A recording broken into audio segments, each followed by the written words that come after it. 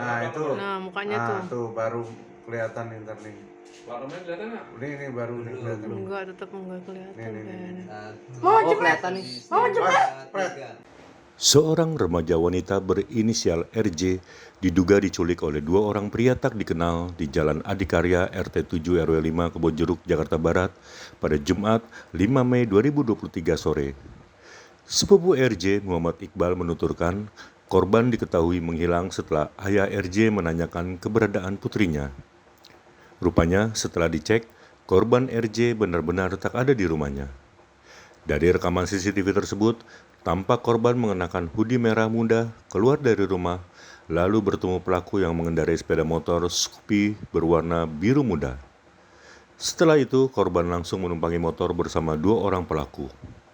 Menurut Iqbal, antara RJ dan kedua pelaku diduga sudah saling mengenal lewat sosial media kurang lebih semingguan. Jam 5-an ketika ayahnya menelpon ibu saya memastikan si korban ini ada di rumah atau tidak. Nah, setelah saya ngecek ke rumahnya ke atas, itu ternyata tidak ada. Dan dari situ sebenarnya saya masih di rumah tuh, masih menunggu kabar lanjutan segala macam. Sampai perkiraan jam 7 ke jam 8, bapak korban dan ibu saya menuju ke bagian rumah di area RT 9 lah untuk meminta akses CCTV. Nah, dari situ udah mulai kelihatan kronologinya yang dimana sebenarnya korban ini janjian dengan si pelaku. Berapa orang, Bang? Kalau untuk pelakunya sih 2 orang menggunakan sepeda motor. Terus? Dari CCTV yang ada ternyata itu korban emang udah janjian. Dan korban ini mohon maaf karena ada keterbelakangan, jadi hanya manut aja ya, nurut aja ketika diajak naik. Setelah itu langsung pergi. Nah, dari saya melihat CCTV itu segala macam, saya coba untuk memastikan apakah ada kemungkinan korban ditinggalkan di jalan. Jadi sekitar jam 9 sampai jam 2, saya sama saudara saya menelusuri jalanan terutama di daerah-daerah Jakarta Barat, dan ternyata hasilnya nihil. Saya dapat chat WA dari grup keluarga besar yang dimana tiba-tiba HP korban ini aktif sekitar pukul 10:30 sampai jam 11.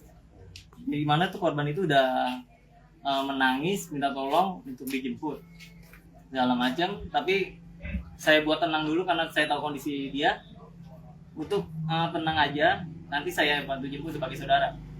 Akhirnya nggak berapa lama korban pun Sherlock dengan lokasi ya yang ada di Dadap itu di daerah Tangerang.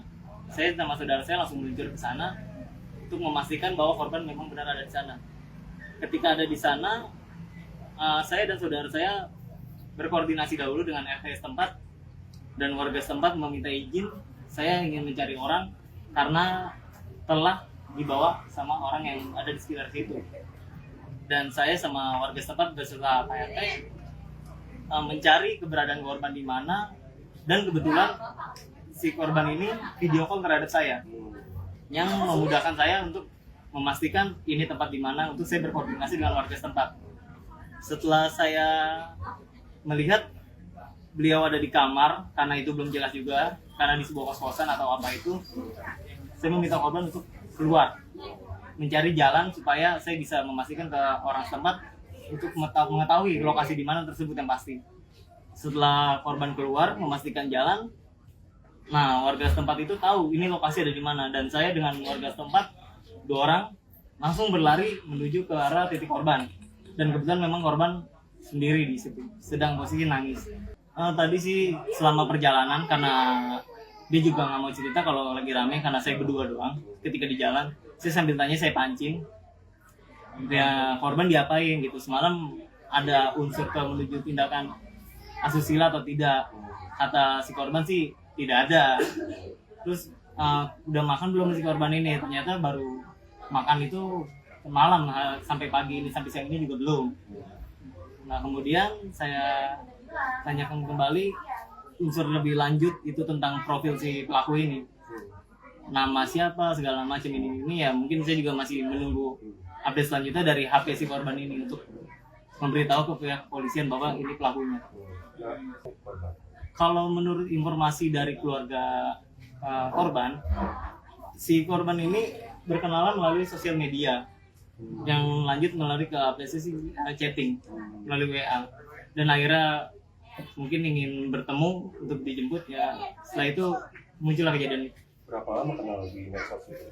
Kalau untuk itu saya kurang tahu sudah berapa lamanya, tapi si korban ini emang